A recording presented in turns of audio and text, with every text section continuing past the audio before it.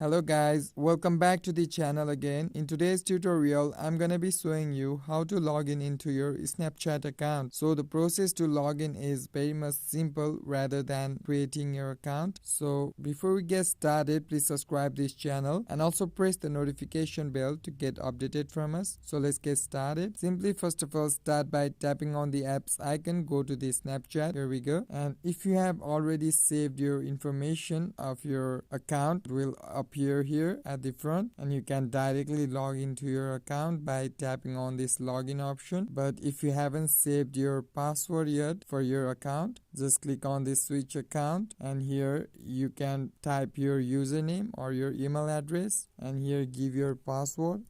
And after getting done with your username and your password, click on the login option at the bottom.